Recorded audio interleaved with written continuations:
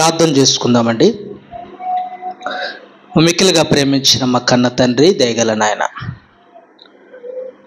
తండ్రి యొక్క ఆదివారమున ఆరాధనలో నాయన ఒక అద్భుతమైన పాఠాన్ని ఆలోచిస్తుండగా, నేర్చుకుంటుండగా తోడుగా ఉండండి.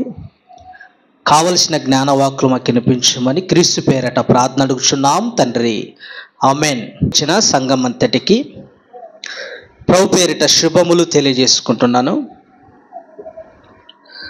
అలాగే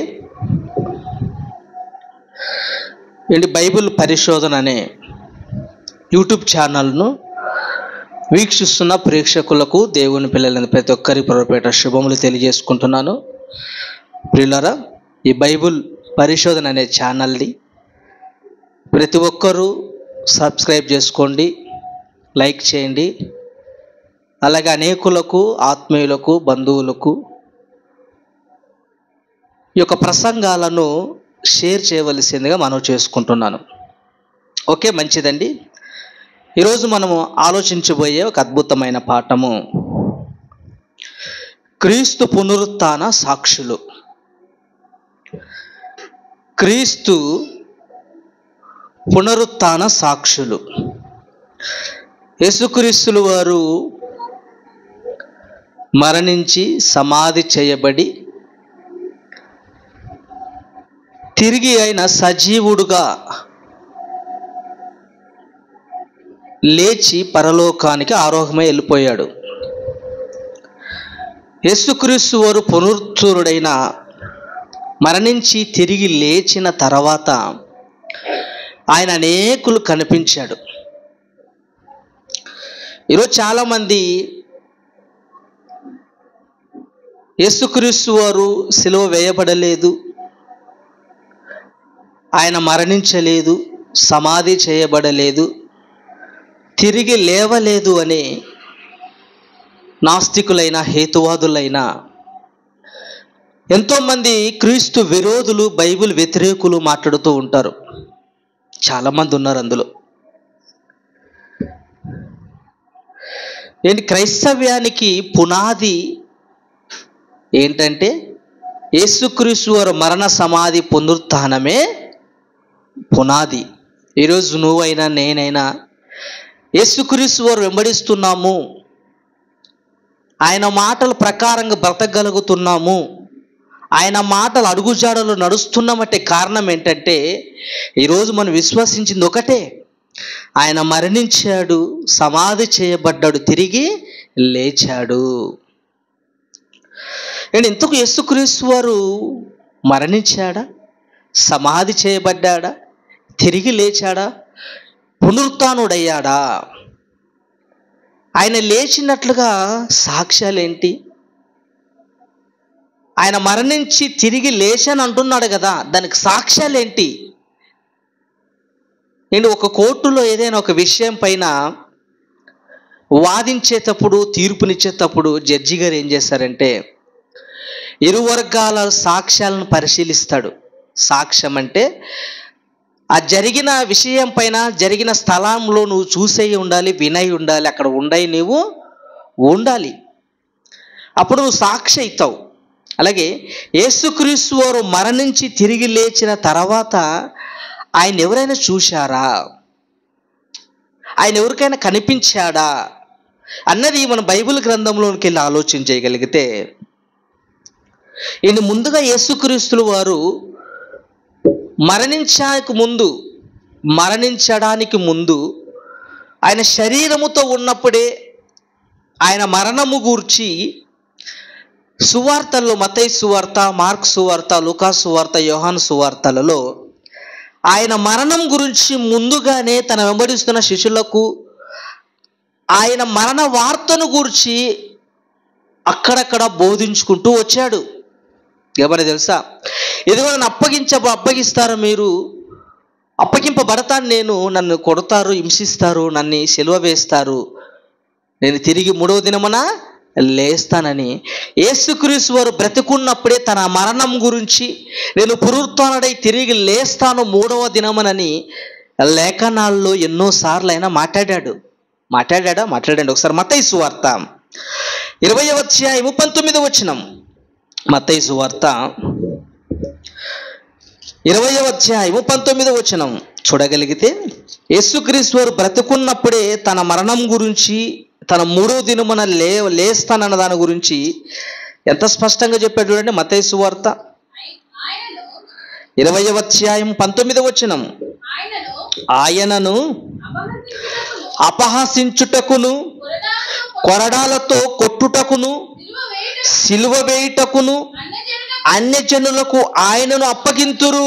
చెప్తున్నాడు, ఏం చెప్తున్నాడంట? అపహాసిస్తారు నాయన నన్ను. ఏం చేస్తారు? నన్ను జనులందరూ అపహాసిస్తారు. ఏలనే చేస్తారు? నవ్వుతారు. అపహాసించుదురు, కొరడాలతో కొట్టుదురు, సిలువ వేయుటకును అన్యజనులకు ఆయనను అప్పగింతురు. 3వ దినమున ఆయన మరణ లేచును. ఏం చేస్తారంట? యేసుక్రీస్తు వారు అన్యజనులకు అప్పగిస్తారంట, ఏలన చేస్తారంట, ఏంటి కొరడాలతో కొడతారంట, తర్వాత ఏం చేస్తారంట? సిలువ వేస్తారంట. ఆయన మరలా 3వ దినమున లేస్తాను అన్నాడు. ఇది యేసుక్రీస్తు వారు అన్న మాట అండి. అంటే ఆయన మరణించి తిరిగి లేస్తానని అనేక పర్యాయములు అనేకులతో ఆయన మాట్లాడాడు. ఒకసారి మార్కు సువార్త 8వ అధ్యాయము, ఇందాక మత్తయి సువార్తలో చూసాం కనుక ఇప్పుడు మార్కు సువార్త 8వ అధ్యాయం 31వ వచనం. మార్కు సువార్త 8వ అధ్యాయం 31వ వచనం, మరియు మనిషి కుమారుడు అనేక హింసలు పొంది పెద్దల చేతను, ప్రధాన యాజకుల చేతను, శాస్త్రుల చేతను ఉపేక్షించబడి చంపబడి 3 దినములైన తర్వాత లేచుట అగత్యమని ఆయన వారికి బోధింపనారంభించెను. ఏం చేస్తాడంటే ఇక్కడ కూడా పెద్దలకు అప్పగించబడతాడంట, కొడతారంట, ఏంటి హింసిస్తారంట, చంపుతారంట, తర్వాత 3వ దినమున నేను లేస్తాను అంటున్నాడు. ఏంటి? యేసుక్రీస్తు వారు బ్రతికున్నప్పుడే, మరణానికి వెళ్ళక మునిపే, ఆయన తిరిగి లేవక మునిపే అనేక సార్లు సువార్తల్లో ఆయన మాట్లాడాడు. ఏమని తెలుసా? నన్ను హింసిస్తారు, సిలువ వేస్తారు, నన్ను చంపుతారు, నేను 3వ దినమున తిరిగి లేస్తాను అన్నాడు. చూడండి ఒక మాట, లూకా సువార్త 18వ అధ్యాయము 32వ వచనం. లూకా సువార్త 18వ అధ్యాయము, లూకా సువార్త 18:32, ఆయన అన్యజనులకు అప్పగింపబడును, వారు ఆయనను అపహసించి అవమానపరిచి ఆయన మీద ఉమ్మి వేసి ఆయనను కొరడాలతో కొట్టి చంపుదురు. 3 దినమున ఆయన మరలా లేచునని చెప్పెను. నేను ఏం చేస్తారంట? అపహసిస్తారంట, హేళన చేస్తారంట, కొడతారంట, ఉమ్మి వేస్తారంట, ఏంటి సిలువ వేస్తారంట, చంపుతారంట, మరలా 3వ దినమున ఆయన లేచును. ఏంటి? ఇంతకు యేసుక్రీస్తు వారు చెప్పినట్లుగా ఆయన లేచాడా? పునరుత్థానుడయ్యాడా? ఆలోచన చేయగలిగితే ఏంటి, యేసుక్రీస్తు వారు చెప్పిన రీతిగా ఆయన ముందుగానే తన మరణం గురించి ప్రకటించిన రీతిగానే అన్యజనులకు ఆయన అప్పగించబడ్డాడు. ప్రధానులకు, పెద్దలకు ఆయన అప్పగించబడి ఏం చేశారంట? ఏం చేశారంట? పిలాతు నొద్దకు తీసుకొని పోయారు. అంటే గవర్నర్కి, ప్రభుత్వానికి, ఆయన రోమ ప్రభుత్వానికి అప్పగించి ఏం చేశారు? సిలువ వేశారండి. శుక్రవారం నాడున ఇంచుమించు ఉదయం 9 గంటల నుంచి 3 గంటల వరకు ఆయన ఏం చేశారు? ఆయన్ని హింసించారు. సిలువ మోసుకొని కొండపైనకి తీసుకొని పోవడానికి ఆయన్ని శిలువ పైన మోపారు. ఏంటి? కొరడ దెబ్బలు కొట్టారు, హింసించారు. ఏంటి? అనేక దెబ్బలు కొట్టి శిలువ మ్రానును మోసుకుంటూ కొండపైకి వెళ్ళిన తర్వాత ఇంచుమించు 3 గంటలకు ఆయన ఏమైపోయాడు? మరణించాడండి. ఆయన మరణించిన తర్వాత ఇక శుక్రవారం తర్వాత వచ్చేది శనివారం. ఏంటి? శనివారము శిలువ పైన శవం అనేది ఏంటి, ఆ యొక్క మృతదేహం అనేది శిలువ పైన వేలాడకూడదు గనక, ఇశ్రాయేలుకి అది విశ్రాంతి దినము గనక సాయంత్రం 6 గంటల నుంచి మరుసటి రోజు 6 గంటల వరకు విశ్రాంతి దినము గనక ఏం చేశారు? ఆ శిలువ పైన ఉన్న చనిపోయిన యేసుక్రీస్తు వారిని ఏంటి తీసుకొని సమాధిలో భద్రపరిచారండి. యేసుక్రీస్తు వారు చనిపోయిన తర్వాత ఆయన తీసుకొని ఆ మృతదేహాన్ని తీసుకొని ఏంటి సమాధిలో భద్రపరచడమే కాదు, ఆ సమాధి పైన ఏం చేశారు? సీలు వేసి సైనికులను కాపలా ఉంచారు. ఏంటి కాపలా ఉంచారండి. ఎందుకు ఉంచారంటే యేసుక్రీస్తు వారు నేను మూడో దినంన లేస్తానని చెప్పిన మాట అనేకులలో భయం కలిగించింది. ఓహో ఈయన లేస్తాడేమో, ఆయన శిష్యులు ఎత్తుకొని పోతారని మరలా ప్రభుత్వం దగ్గరికి వెళ్ళినప్పుడు ఆ రాజు దగ్గరికి వెళ్ళి, ఇదిగో ఆయన సమాధిని కాయాలి, ఆయన సమాధికి భద్రత వహించాలి, కాపలా ఉంచాలి, మాకు సైనికులు కావాలని అడుక్కొని వేడుకున్నారట. చూడండి ఎక్కడుందా మాట చూడగలిగితే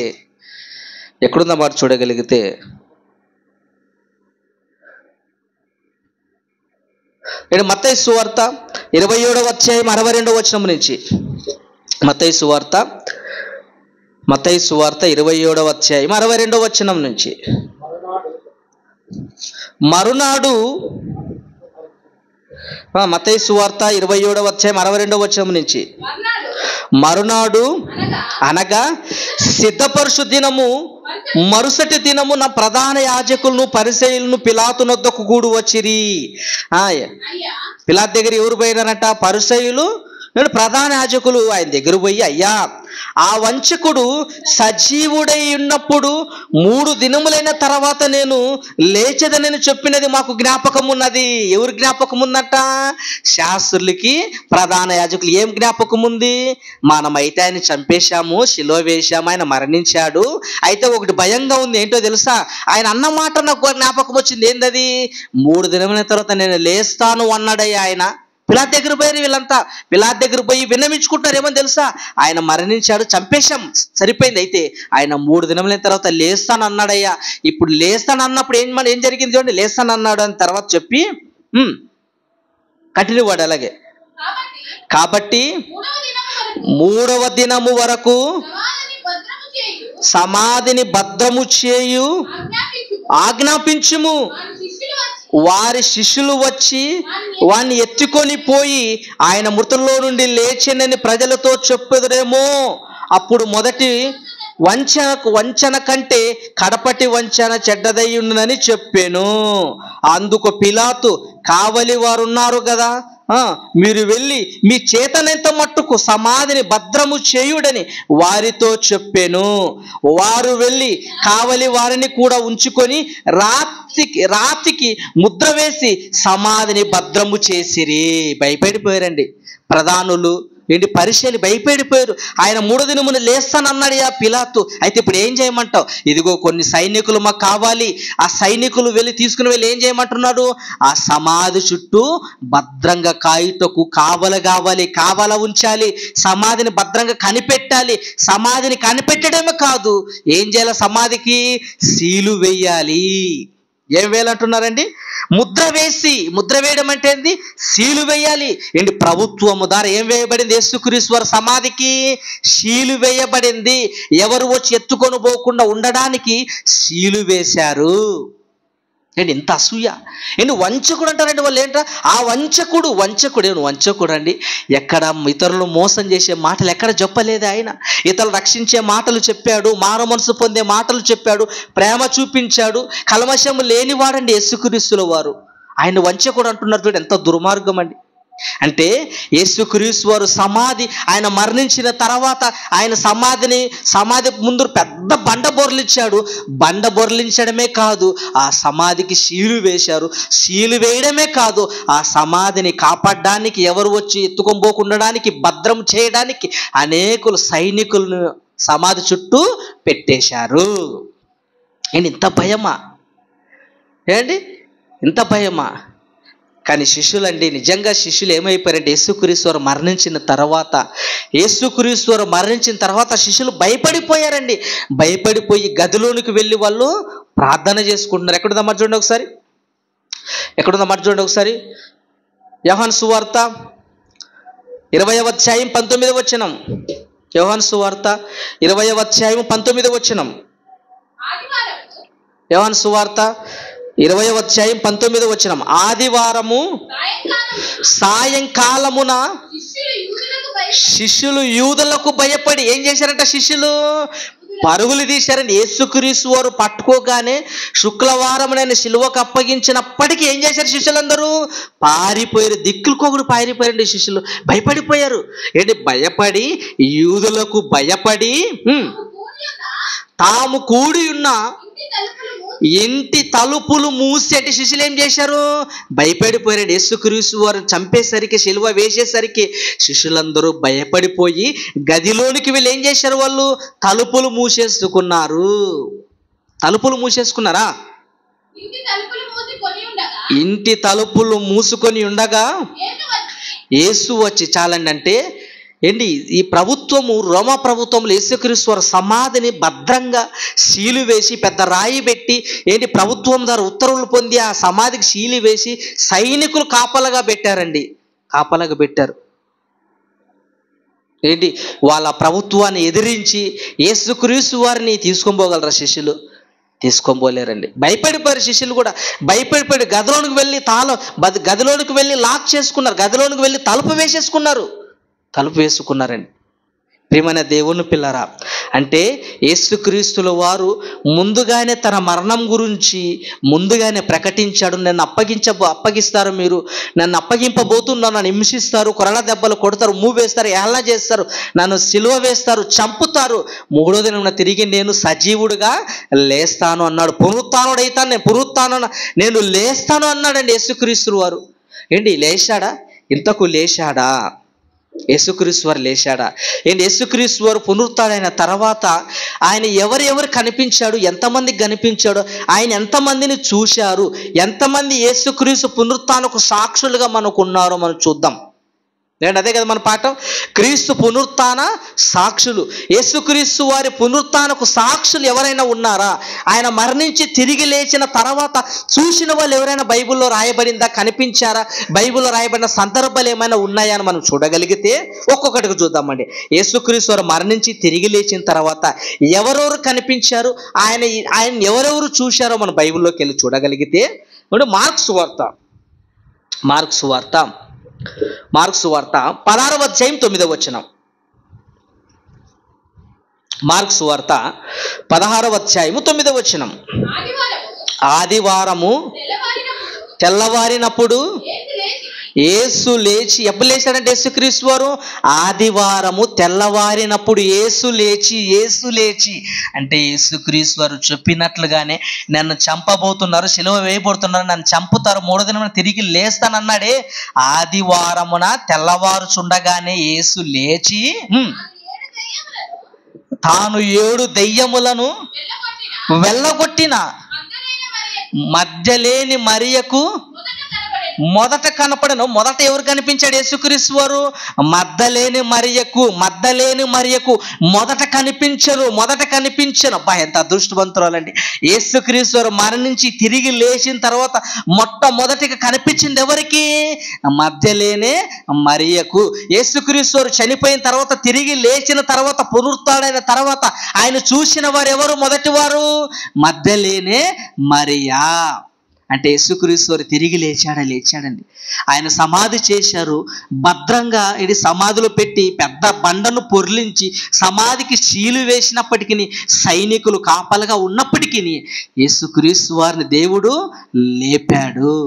లేపాడండి. మూడో దినం తిరిగి యేసుక్రీస్తు వారు లేచాడు. లేచిన తర్వాత మొట్టమొదటిసారిగా కనిపించింది ఎవరికంట? మగ్దలేని మరియకు కనిపించాడు. మగ్దలేని మరియ యేసుక్రీస్తు వారిని చూచింది. చదవాల మాట ఒకసారి మరలా. ఆదివారము తెల్లవారినప్పుడు యేసు లేచి తాను 7 దెయ్యములను వెళ్ళగొట్టిన మధ్యలేని మరియకు మొదట కనపడెను. తిరిగి లేచాడండి.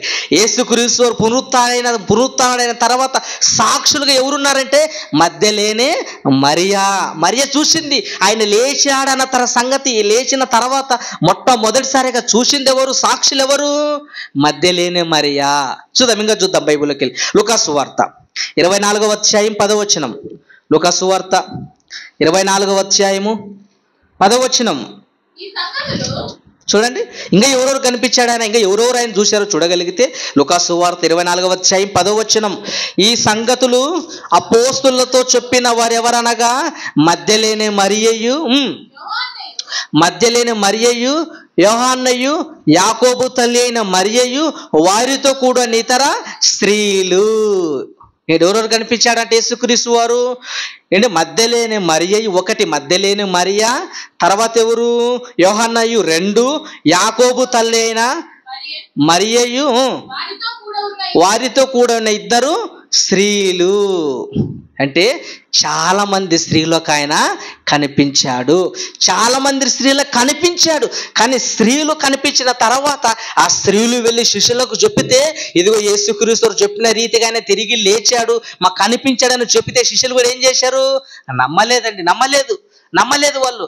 కనుక ఆ యేసుక్రీస్తు వారు మరణించి తిరిగి పునరుత్థానమైన తర్వాత ఆయన సజీవుడిగా ఎవరెవరు కనిపించాడు ఆయన ఏంటి, మొదట మధ్యలేని మరియకు కనిపించాడు, తర్వాత చాలా మంది స్త్రీలకు కనిపించాడు. అంటే యేసుక్రీస్తు వారు చనిపోయి తిరిగి లేచిన తర్వాత అనేక మంది స్త్రీలు అన్నారు. అక్కడ రాయబడింది, ఏం రాయబడింది, చాలా మంది స్త్రీలు. అంటే అనేక మంది స్త్రీలు ఆయనను చూశారు. చూద్దాం. లూకాసు వార్త 24వ అధ్యాయము, లూకాసు వార్త 24వ అధ్యాయము 12వ వచనం నుంచి ఏంటి, వాళ్ళు వెళ్ళి అపోస్తులకు చెప్పిన తర్వాత, శిష్యులకు చెప్పిన తర్వాత ఏం జరిగింది చూడండి. అయితే పేతురు లేచి సమాధి యొద్దకు పరిగెత్తుకొని పోయి వంగి చూడగా నారబట్టలు మాత్రము విడిగా కనపడెను. అతడు జరిగిన దాన్ని గూర్చి ఆశ్చర్యపరుచు ఇంటికి వెళ్ళెను. ఎప్పుడైతే ఏంటి స్త్రీలు వచ్చి అపోస్తులకు చెప్పారో, పేతురుకు చెప్పారో, పేతురు వచ్చి ఏం చేశాడు, సమాధి దగ్గరికి పరిగెత్తుకుంటూ పోయి వంగి చూడగా అక్కడ ఎవరు లేరు, యేసుక్రీస్తు మృతదేహం అక్కడ లేదు. మరి ఏముంది, ఆ మృతదేహానికి చుట్టూ నారబట్టలు మాత్రమే అక్కడ విడిగా కనపడేను. అంటే నారబట్టలు మాత్రం ఉన్నాయి. ఆ నారబట్టలు చుట్టబడిన మృతదేహం సజీవుడిగా ఆయన లేచి వెళ్ళిపోయాడు. సజీవుడిగా లేచాడండి యేసుక్రీస్తు వారు లేచాడు. కింద మాట అలాగే. నెక్స్ట్, ఇదిగో ఆ దినమందే వారిలో 2 యెరూషలేమునకు ఆమర దూరమున ఉన్న ఎమ్మాయి అని ఒక గ్రామమునకు వెళ్ళుచు. ఏం చేశారంట శిష్యులలో 2 ఎమ్మాయి అనే గ్రామంకు వెళుతున్నారట. ఏమని మాట్లాడుకుంటారు తెలుసా, ఇదిగో ప్రభువు లేచాడు, ఆయన చెప్పినట్లుగానే లేచాడు అని మాట్లాడుకుంటుండగా ఆ ఎమ్మాయి గ్రామానికి అని ఒక గ్రామమునకు వెళ్ళుచు జరిగిన ఈ సంగతిని గూర్చి ఒకరితో ఒకరు సంభాషించుచుండిరి. వారు ఆలోచించుకొనుచుండగా యేసు తానే దగ్గర వచ్చి వారితో కూడా నడిచెను. 2 వెలుచున్నారు, మాట్లాడుకుంటున్నారు. సమాధిలో యేసుక్రీస్తు వారు లేడే, ఆయన మృతదేహము లేదే, ఆయన నారబట్ట మాత్రమే ఉందని సంభాషించుకుంటూ మాట్లాడుకుంటూ ఎమ్మాయిన గ్రామానికి వెళుతూ ఉన్నప్పుడు, 2 వెళుతూ ఉన్నప్పుడు అప్పుడు ఒక వ్యక్తి వచ్చి, వీరిలో కూడా ఏం జరిగిందండి, ఒకరు వచ్చి అప్పుడు ఎవరైనా యేసు తానే దగ్గర వచ్చి వారితో కూడా నడిచెను. ఈ వెళుతూ 2 మాట్లాడుకుంటున్నారు. వాళ్ళలో కూడా ఎవరు దూరిపోయారు, వాళ్ళతో పాటు ఎవరు నడుచుకుంటూ వస్తున్నారు, యేసుక్రీస్తు నడుచుకుంటూ. ఏం జరిగిన తర్వాత అయితే వారు ఆయనను గుర్తుపట్టలేదు, వారు కన్నులు మూయబడెను. ఆయన నడుచుచు ఒకనితో ఒకడు చెప్పుకొనుచుండగా ఈ మాటలేవని అడగగా దుఃఖముక్కలే నిలుచిరి. వారిలో క్లెయోపాను వాడు యెరూషలేములో బస చేయుచుండి ఈ దినములో అక్కడ జరిగిన సంగతులను నీ ఒక్కడివే ఎరగవా అని ఆయన అడిగాను. ఆయన అవి ఏవని వారిని అడిగినప్పుడు వారు సజీవుడైన యేసును గూర్చి సంగతిలే, ఆయన దేవుని ఎదుటను ప్రజల ఎదుటను క్రియల్లోను వాక్యములోను శక్తిగల ప్రవక్త అయి ఉండెను. చూడండి ప్రియమైన దేవుని పిల్లరా, అంటే యేసుక్రీస్తు వారు ఏంటి, రూపం మారిపోయింది. ఏ రూపంలోకి వెళ్ళిపోయాడు ఆయన, మహిమాదేహంలోనికి వెళ్ళిపోయాడు. రూపం మార్చుకున్నాడండి. రూపం మార్చబడుతుంది ఎప్పుడు, మహిమాదేహంలో ఉన్నప్పుడు నువ్వు ఏ రూపంలోకైనా నువ్వు మారవచ్చు. శిష్యులు చూడండి, ఆయన గుర్తుపట్టలేకపోయారు. అంటే ఏమైపోయింది, రూపము మారిపోయిందండి, మహిమదేహంలోకి మారిపోయింది. కన్నులు మూయబడ్డే వాళ్ళకి గుర్తుపట్టలేకపోయారు. యేసుక్రీస్తు వారు తిరిగి లేచాడన్న సంగతి వాళ్ళు చూసి గుర్తుపట్టలేకపోయారు. చూడండి, ఒక సందర్భం చూద్దాం. ఇంకొక సందర్భం లూకాసు వార్త 24వ అధ్యాయము 33-34 వచనం. 33-34 వచనం. ఆ గడియలోనే వారు లేచి యెరూషలేమునకు తిరిగి వెళ్ళగా 11 కొండుగురు. ఎంతమంది శిష్యులు అంటే ఇక్కడ 11 మంది శిష్యులను వారితో కూడా ఉన్నవారును కూడి వచ్చి ప్రభువు నిజముగా లేచి సీమోనునకు కనబడేనని చెప్పుకొనుచుండిరి. వారిది విని త్రోవలో జరిగిన సంగతులను ఆయన రొట్టె విరుచుట వలన తమకేలాగు తెలియబడను అదియు తెలుసుకొనిరి. ఏమైపోయిందంట? 11 మంది శిష్యులకు తెలిసిపోయింది యేసుక్రీస్తు వారు తిరిగి లేచాడని. అంటే 11 మంది శిష్యులకు ఆయన ఏమయ్యాడు? రొట్టె విరిచే పద్ధతిని చూసి యేసుక్రీస్తు వారు మరణించి తిరిగి లేచాడన్న సంగతి ఎవరికి అర్థమైపోయింది? శిష్యులకు, 11 మంది శిష్యులకు అర్థమైపోయింది. 11 మంది శిష్యులకు అర్థమైపోయింది. నెక్స్ట్ యోహాను సువార్త 20వ అధ్యాయము 19వ వచనం నుంచి. యోహాను సువార్త 20వ అధ్యాయము 19వ వచనం నుంచి. ఆదివారం సాయంకాలమున శిష్యులు యూదులకు భయపడి తాము కూడి ఉన్న ఇంటి తలుపులు మూసి కొని ఉండగా యేసు వచ్చి మధ్యను నిలిచి మీకు సమాధానము కలుగును గాక. ఏం చేశారంట శిష్యులు? యూదులకు భయపడిపోయి తలుపు వేసుకొని కూర్చున్నారంట గదిలో. వాళ్ళు గదిలో తలుపు వేసుకొని కూర్చుంటే వాళ్ళ మధ్యకి ఎవరు వచ్చారు? యేసుక్రీస్తు వారు వచ్చారండి. గోడలు సైతాన్ని ఆపలేని దేహం యేసుక్రీస్తు వారిది. గోడల సైతం బంధించలేని దేహం యేసుక్రీస్తు వారు. ఏ దేహం అది? మహిమా దేహం. ఆయన మరణించి సమాధి చేయబడి తిరిగి పునరుత్థానుడై తిరిగి లేచాడండి. తిరిగి లేచాడు. తర్వాత యేసు వచ్చి మధ్య నిలిచి మీకు సమాధానం కలుగును గాక అని వారితో చెప్పాను. ఆయన అలాగూ చెప్పి వారికి తన చేతులను పక్కను చూపగా శిష్యులు ప్రభువును చూసి సంతోషించిరి. ఏం చేశాడు? యేసుక్రీస్తు మధ్యకు వచ్చి తన చేతులు చూపించాడు, తన పక్క బల్లెంతో పొడిచిన పక్కను చూపించాడు, గాయాలు చూపించాడు. ఆ శిష్యుల యేసు గాయాలని, ఆ వేలు నా చెయ్యిను ముట్టి ఏం చేశారంట? ఆయన నిజంగానే నా ప్రభువు, నిజంగానే నా ప్రభువు మరణించి తిరిగి లేచాడని ఏం చేశారు? వాళ్ళు సంతోషించిరి. తోమా గారండి. శిష్యులందరూ చూశారు, ఆయన గదిలో ఉన్నప్పుడు ఆయన చెయ్యి తాకారు, ఆయన గాయాలు ముట్టిన శిష్యులు మాత్రం నమ్మారు. కానీ ఒకరు నమ్మలేదు. ఎవరైనా తోమా గారు నమ్మలేదు. అక్కడ తోమా గారు లేరు. తోమా గారు వెళ్ళి చెప్పారు, ఇదిగో మన యేసుక్రీస్తు వారు మన ప్రభు తిరిగి లేచాడయ్యా, చెప్పిన రీతిగానే సజీవుడే తిరిగి లేచాడన్న సంగతి తోమా నమ్మలేదు. తోమా ఏమంటాడు? నేను నమ్మను. నేను నమ్మాలంటే ఏం చేయాలా? ఆయన మేకులతో కొట్టిన చెయ్యిని నేను తాకాలి, ఆ చెయ్యిలో వేలు పెట్టాలి, ప్రక్కన కూడా నేను వేలు పెట్టి తాకితేనే కానీ నేను నమ్మను అన్నాడు.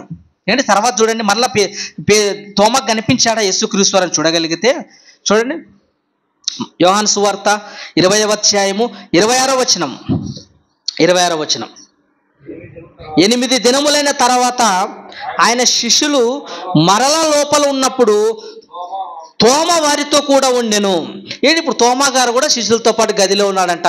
తర్వాత తోమా కూడా వాడితో ఉండెను. తలుపులు మూయబడి ఉండగా యేసు వచ్చి మధ్య నిలిచి మీకు సమాధానము కలుగును గాక. తర్వాత తోమాను చూచి నీ వ్రేలు ఇటు చాచి నా చేతిలో చూడుము, నీ చెయ్యి చాచి నా పక్కలో ఉంచి అవిశ్వాసివి కాక విశ్వాసవై ఉండమనేను. అందుకు తోమా ఆయనతో నా ప్రభువా నా దేవా అనెను. యేసు నీవు నన్ను చూసి నమ్మితివి, చూడక నమ్మిన వాడు ధన్యుడని అతనితో చెప్పాను. అంటే చివరికి యేసుక్రీస్తు వారు తోమా గారు కూడా కనిపించాడు. ఆయన మరణించి తిరిగి లేచిన తర్వాత 8 దినాల తర్వాత ఎవరు కనిపించాడు? ఆయన తోమా గారు కనిపించారు. తోమా గారు ఏం చేశారు? చక్కగా వేలు ముట్టి చేయితో ముట్టిన తర్వాత తెలుసుకున్నాడు, ఓహో ఈయన నా ప్రభువు, నా దేవుడు, నా ప్రభువు అని సంతోషించి అప్పుడు యేసుక్రీస్తు వారు ఏమన్నాడు? చూసి నమ్మిన వాడి కంటే చూడక నమ్మిన వాడే ధన్యులు. వాళ్ళు చూసి నమ్మారు, కానీ ఈరోజు మనం చూడలేదే. ఆయన సమాధి చేయబడిన సంగతి మనం చూడలేదే. ఆయన శిలువ వేశారన్న సంగతి మనం విన్నాము. కేవలము విన్నాము. విని విశ్వసించాము. ఏంటి, ఆయన సమాధి నుంచి తిరిగి 3 దినమున లేచాడన్న సంగతి మనం చూడలేదే, కానీ మనం విన్నాము. ఏంటి, చూసిన వాళ్ళందరికంటే వినిన మనమే ధన్యులము.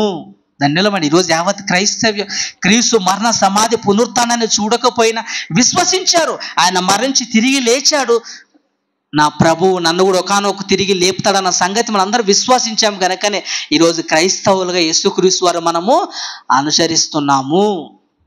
ఇప్పుడు చెప్పండి, యేసుక్రీస్తు వారు ఎంతమందికి కనిపించాడు? క్రీస్తు పునరుత్థానకు సాక్షులు ఎవరెవరంట? ఏంటి, ఫస్ట్ మధ్యలేని మరి ఒక స్త్రీకి కనిపించాడు, తర్వాత చాలా మంది స్త్రీలకు కనిపించాడు, తర్వాత పేతురుకు కనిపించాడు, తర్వాత అపోస్తులు 11 మందికి కనిపించాడు, తర్వాత తోమాకి కనిపించాడు. ఏంటి, వీళ్ళు సాక్షులండి. వాళ్ళు చూశారు, చూసి పరిశీలించి వాళ్ళు నమ్మారు కనుకనే ఈరోజు మనకు సాక్షాత్తుగా బైబిల్ గ్రంథంలో లేఖనాల ద్వారా మనకు స్పష్టంగా లేఖనాలు మనకి సాక్ష్యం ఇస్తున్నాయి. చూడండి, ఇంకొక సందర్భం చూద్దాం. ఇంకో సందర్భం కొరింథీయులకు రాసిన మొదటి పత్రిక 15వ అధ్యాయము 3వ వచనం నుంచి. కొరింథీయులకు రాసిన మొదటి పత్రిక చూడండి, కొరింథీయులకు రాసిన మొదటి పత్రిక 15వ అధ్యాయం 3వ వచనం నుంచి. నాకు ఇయ్యబడిన ఉపదేశమును మొదట మీకు అప్పగించి తిని, అదేమనగా లేఖనముల ప్రకారము క్రీస్తు మన పాపం నిమిత్తం మృతి పొందెను, సమాధి చేయబడెను, లేఖనముల ప్రకారం 3 దినమున లేపబడెను. చూడండి, యేసుక్రీస్తు పౌలు గారు మారుతున్నారు. లేఖనం ప్రకారం ఏం చేయబడిందంట? ఆయన చంపబడ్డాడు, మరణించాడు, లేఖనం ప్రకారం సమాధి చేయబడ్డాడు, లేఖనం ప్రకారం తిరిగి 3వ దినమున ఆయన లేచాడు. తర్వాత ఆయన కేపాకును, కేప ఎవరు? పేతురు గారు. ఆయన కేపాకును తర్వాత 12 కనబడెను. ఎవరెవరు కనిపించాడంట? యేసుక్రీస్తు వారు కేపాకు కనపడెను. కేప ఎవరు? పేతురు గారికి కనపడెను. తర్వాత ఎంతమందికి అంట? 12 కనిపించెను. అటు పిమ్మట 500కు ఎక్కువ సహోదరులకు ఒక్క సమయమందే కనపడెను. ఎంతమంది కనిపించాడంట? 500 మంది సహోదరులకు కనపడింది. ఒక్క సమయంలో ఎంతమంది చూశారు యేసుక్రీస్తు వారిని? 500 మంది చూశారండి యేసుక్రీస్తు వారిని. 500 మంది. పేతురు కనిపించాడు, 12 మంది అపోస్తులు కనిపించాడు, తర్వాత 500 మంది సహోదరులకు ఆయన కనిపించాడు. అంటే ఎంతమంది చూశారు యేసుక్రీస్తు వారు పునరుత్థానం తర్వాత? 500 మంది ఆయన చూశారు. ఏంటి, ఇప్పుడు ఎంతమంది సాక్షులు ఉన్నారు ఆయనకి? ఆయన మరణించి తిరిగి లేచాడన్న సంగతి చెప్పడానికి ఎంతమంది సాక్షులు ఉన్నారు? 500 పైగానే ఉన్నారండి.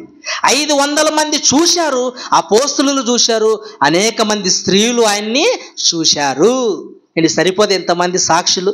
యేసుక్రీస్తు వారు మరణించి తిరిగి లేచాడు, సమాధి చేయబడి పునరుత్థానమై 3వ దినమున లేచాడన్న సంగతి చెప్పడానికి ఇంతమంది సాక్షులు అవసరం లేదా? 500 మంది అండి సాక్షులు. తర్వాత ఒక్క సమయమందే కనపడెను, వీరిలో అనేకులు ఇప్పటి వరకు నిలుచున్నారు. పౌలు గారి మాట కొరింథీ సంఘానికి రాసే సమయానికి ఎంతమంది ఉన్నారంట? 500 మందిలో కొందరు ఇప్పటికే ఉన్నారు. ఒక సమయమందే కనపడెను, వీరిలో అనేకులు ఇప్పటి వరకు నిలిచి ఉన్నారు, కొందరు నిద్రించిరి. అటు తర్వాత ఆయన యాకోబునకును అటు తర్వాత అపోస్తులందరికీ కనపడెను. అందరికీ కడపట కాలమందు పుట్టినట్టు నాకును కనపడెను. చివరికి ఎవరు కనిపించాడంట? అపోస్తులుడైన పౌలు గారికి కడపట నాకు కనపడెను. యేసుక్రీస్తు వారు పునరుత్థానుడై శుక్రవారమున మరణించి శిలోమరానుపై శుక్రవారం సాయంత్రాన సమాధిలో పెట్టబడి ఆదివారం తెల్లవారుచుండగా యేసుక్రీస్తు వారు తిరిగి పునరుత్థానుడై లేచాడు. ఆయన లేచిన తర్వాత అనేకులకు ఆయన కనిపించాడు, అనేకులు ఆయన చూశారు. అనేకులు చూసిన తర్వాత, కనిపించిన తర్వాత, ఆయన లేచిన తర్వాత ఈ భూమి మీద ఎన్ని రోజులు ఉన్నాడని మనం చూడగలిగితే ఇంచుమించు 40 రోజులైన భూమి మీద ఉన్నాడు. అపోస్తుల కార్యములు 1వ అధ్యాయము 3వ వచనం. అపోస్తుల కార్యములు 1వ అధ్యాయం 3వ వచనం. ఆయన శ్రమ పడిన తర్వాత 40 దినముల వరకు వారికి అగుపడుచు. ఏంటి ఎన్ని రోజులు అగుపడాడంట? 40 దినాలు భూమి మీద ఉన్నాడు గనక ఆయా సమయంలో ఆయా దినాల్లో వాళ్ళకి అగుపడుచు కనపడుచు దేవుని రాజ్య విషయములోను కూర్చి బోధించుచు అనేక ప్రమాణములను చూపి వారికి తన్ను తాను సజీవునిగా కనపరుచుకొనెను. తన్ను తాను సజీవునిగా కనపరుచుకొనెను అంటే యేసుక్రీస్తు వారు పునరుత్థానుడై సజీవుడిగా అనేకులకు కనపరుచుకున్నాడు. అనేకులు కనపడ్డాడు. ఆయన వారిని కలుసుకొని ఎలాగూ ఆజ్ఞాపించెను. చాలా ఎన్ని రోజులు ఉన్నాడు ఆయన? 40 దినం వరకు ఆయన వారికి కనపడుచుండెను. 40 రోజులండి.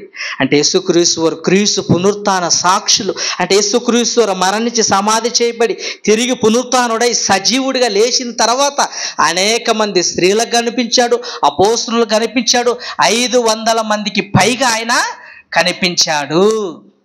కనుక యేసుక్రీస్తు వారు పునరుత్థానుడై లేచాడు అనడానికి ఇంతకంటే సాక్ష్యాలు అవసరం లేదండి. ప్రపంచంలో ఎందరో మేధావులు చనిపోయారు, ఎంతోమంది చనిపోయారు. ద గ్రేట్ అలెగ్జాండర్ ఎంతోమంది ప్రపంచాన్ని పరిపాలించిన చక్రవర్తులు మరణించారు, రాజులు మరణించారు. కానీ ఏ రాజు మరణించినా, ఏ చక్రవర్తి మరణించినా అందరి సమాధుల్లో వాళ్ళు ఉన్నారు. కానీ యేసుక్రీస్తు వారి సమాధి మాత్రమే ఖాళీగా ఉంది. అందరూ మరణించారు కానీ ఎవరే కానీ తిరిగి లేవలేదు. కానీ లేచిన వారిలో ప్రథముడు, లేచిన వారిలో మొదటివాడు, లేచిన వారిలో సజీవుడిగా లేచి అందరు కనిపించినాడు యేసుక్రీస్తు వారు. గనక యేసుక్రీస్తు వారు సమాధి ఖాళీగా ఉంది, నేటికి ఖాళీగా ఉంది. ఆయన లేచి 2000 సంవత్సరాల క్రితమే ఆయన లేచి సజీవుడై 40 దినములు అనేకులు కనపడి తండ్రి దగ్గర పరలోకానికి వెళ్ళిపోయాడని. కనుక ఈరోజు ఎంతోమంది ఆయన మరణించలేదు, సమాజం తిరిగి లేవలేరని ఎంతోమంది మాట్లాడుతున్నారు క్రీస్తు విరోధులు. కానీ బైబిల్లో ఎన్నో ఎవిడెన్స్లు, బైబిల్ ఎన్నో ఆధారాలు, రుజువులు మనకి చక్కగా కనపడుతున్నాయండి. ఇప్పుడు వీళ్ళు శిష్యులు చెప్పిన మాటలు మనం నమ్మాలా? నమ్మాల్సిందేనా? ఒకసారి మనం చూడగలిగితే యోహాను మొదటి పత్రిక మొదటి అధ్యాయం మొదటి వచనం. యోహాను మొదటి పత్రిక మొదటి అధ్యాయం మొదటి వచనం. జీవవాక్యమును గూర్చినది ఆది నుండి ఏది ఉండెనో. చూడండి, ఆది నుండి ఏది ఉండునో మేమేమి వింటిమో, మేమేది కన్నులారా చూసి, యోహాను గారు మారుతున్నారు, మేము ఏది విన్నామో, కన్నులారా ఏది చూచితుమో, ఏది నిదానించి కనిగొంటుమో, మా చేతులు దేన్ని తాకి చూచెను అవి మీకు తెలియజేయుచున్నాము. ఆ జీవం ప్రత్యక్షమాయను తండ్రి యొద్ద నుండి మాకు ప్రత్యక్షమైన ఆ నిత్య జీవమును. చాలండి. అంటే ఈ శిష్యులను మనం ఎందుకు నమ్మాలి? ఎందుకంటే వీళ్ళు ఆయన చూశారు, తాకారు, ముట్టుకున్నారు. వీళ్ళు ఏది చూసి కన్నులారా చూసి, ఏది కన్నులారా విన్నారో అది వాళ్ళు ప్రకటించారండి. నిజంగా శిష్యులు యేసుక్రీస్తు మరణ సమాధి పునరుత్థానాన్ని చూసిన తర్వాత, ఆయన మరణించి తిరిగి లేచిన తర్వాత శిష్యులు ప్రాణాలు సైతం లెక్క చేయకుండా ఆయన మరణ సమాధి పునరుత్థానాన్ని సమాజంలో వాళ్ళు ప్రకటించాడు. యేసుక్రీస్తు వారు ఎలాగైతే మరణించి సమాధి చేయబడి తిరిగి లేచాడో, మనము కూడా యేసుక్రీస్తు వారు నమ్మిన మనము, యేసుక్రీస్తు వారి నిరీక్షణ కలిగిన మనము, యేసుక్రీస్తు వారు బాప్తిసం తీసుకుని ఆయన దగ్గరకు వచ్చిన మనము కూడా మరణించి మనం కూడా లేస్తాము. మనకు మార్గం. అందుకే ఆయన మరణించి తిరిగి లేపబడ్డాడు. నేను లేచిన ప్రకారం మీరు కూడా లేస్తారు అన్నాడండి యేసుక్రీస్తు వారు. చూడండి, తెస్సలోనికీయులకు రాసిన పత్రిక ముగించుకుందాం. తెస్సలోనికీయులకు రాసిన మొదటి పత్రిక 4వ అధ్యాయం 14, 15, 16. తెస్సలోనికీయులకు రాసిన మొదటి పత్రిక 4వ అధ్యాయము 14, 15, 16. యేసు మృతి పొంది తిరిగి లేచెనని మనము నమ్మిన ఎడల, అంటే మనం నమ్మాలి. ఏమని నమ్మాలి తెలుసా? యేసుక్రీస్తు మరణించి సమాధి చేయబడి తిరిగి లేచాడు అని మనం గుడ్డుగా నమ్మట్లేదు. ఈ సాక్ష్యాలను బట్టి, బైబిల్లో రాయబడిన మాటలను బట్టి మనం నమ్మిన ఎడల అదే ప్రకారము యేసునందు నిద్రించిన వారు దేవుడు ఆయనతో కూడా వెంటబెట్టుకొని వచ్చెను.